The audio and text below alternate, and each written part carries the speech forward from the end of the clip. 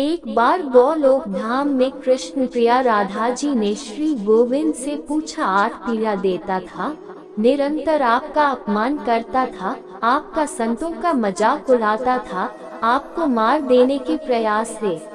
मैं उन हरि को प्रणाम करता हूँ जिनका नाम संकीर्तन सभी पापों को समाप्त करता है और जिन्हें प्रणाम करने मात्र से सारे दुखों का नाश हो जाता है। जय जय श्री राधे। एक बार एक महात्मा बाजार से होकर गुजर रहा था। रास्ते में एक व्यक्ति खजूर बेच रहा था। उस महात्मा के मन में विचार आया कि खजूर लेनी चाहिए। उसने अपने मन को समझाया और वहां से चल दिए, किंतु महात्मा पूरी रात भर सो नहीं पाया। श्री जी अगले दिन वह विवश होकर जंगल में गया और जितना बड़ा लकड़ी का गट्ठर उठा सकता था उसने उठाया। उस महात्मा ने अपने मन से कहा कि यदि तुझे खजूर खानी है तो यह बोझ उठाना ही पड़ेगा। महात्मा थोड़ी दूर ही चलता, फिर गिर जाता, फिर चलता और गिरता। उसने एक गट्ठर उठाने की हिम्मत नहीं थी, लेकिन उसने लकड़ी के भारी भारी 2 गट्ठर उठा रखे थे। 2-2.5 मील की यात्रा पूरी करके वह शहर पहुंचा और उन लकड़ियों को बेचकर जो पैसे मिले उससे खजूर खरीदने के लिए जंगल में चल दिया। खजूर सामने देखकर महात्मा का मन बड़ा प्रसन्न हुआ। महात्मा ने उन पैसों से खजूर खरीदे, लेकिन महात्मा ने अपने मन से कहा कि आज तूने खजूर मांगी है, फिर तेरी कोई और इच्छा करेगी। कल अच्छे अच्छे कपड़े और स्त्री मांगेगा, अगर स्त्री आई तो बाल बच्चे भी होंगे, तब तो मैं पूरी तरह से तेरा गुलाम ही हो जाऊंगा। रण सेवा। सामने से एक मुसाफिर आ रहा था।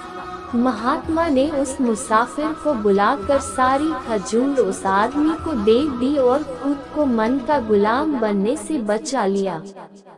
यदि मन का कहना नहीं मानोगे तो इस जीवन का लाभ उठाओगे, यदि मन की सुनोगे तो मन के गुलाम बन जाओगे। श्री जी की जय। जय श्री राधे। श्री जी की चरण सेवा। श्री जी की सेवा। जी।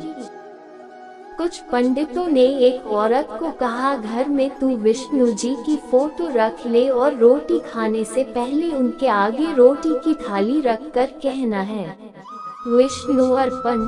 अगर पानी पीना है तो पहले विष्णु जी के आगे रखकर कहना है, विष्णु अर्पण। उस औरत की आदत हो गई कि जो भी काम करती पहले मन में यह कहती कि विष्णु अर्पण, फिर वह काम करती थी। आदत इतनी पक्की हो गई कि एक दिन घर का कूड़ा इकट्ठा किया और फेंकते हुए कहा, विष्णु अर्पण। वही पास से नारद मुनि जा रहे थे। उन्होंने जब यह सुना तो उस औरत को थप्पड़ मारकर कहा, विष्णु जी को कूड़ा अर्पण कर रही। विष्णु जी के प्रेम में रंगी औरत थप्पड़ पड़ते ही बोली, विष्णु अर्पण। अब तो नारद जी ने दूसरे गाल पर थप्पड़ मारते हुए कहा कि थप्पड़ भी विष्णु अर्पण कह रही है, लेकिन वह औरत यही कहती रही, विष्णु अर्पण। नारद मुनि क्रोध करते हुए विष्णुपुरी में चले गए। वहां देखते हैं कि विष्णु जी के दोनों गालों पर उंगलियों के निशान बने हुए हैं। पूछने लगे, भगवान यह क्या हो गया? आपके चेहरे पर यह निशान कैसे पड़े? विष्णु जी बोले, नारद थप्पड़ मारो भी तुम और पूछो भी तुम। नारद जी बोले, प्रभु मैं आपको थप्पड़ कैसे मार सकता हूँ? विष्णु जी बोले, नारद जिस औरत ने कूड़ा फेंकते हुए यह कहा था, विष्णु अर्पण, और तुमने उसे थप्पड़ मारा तो वह थप्पड़ उसने मुझे अर्पण कर दिया था। ये उसी अर्पित थप्पड़ के निशान हैं जो आपने उसे मारे थे।